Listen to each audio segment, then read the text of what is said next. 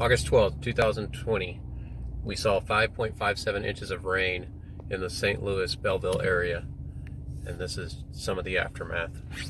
This is a road that links 158 to 161 just outside of Scott Air Force Base, and this floods almost every time we have heavy rain. So just getting a little bit of video.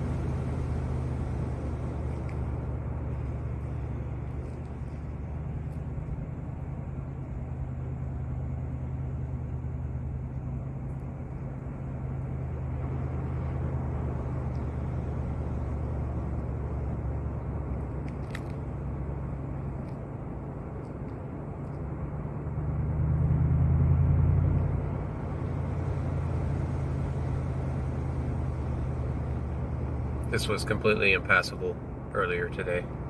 This water has receded significantly.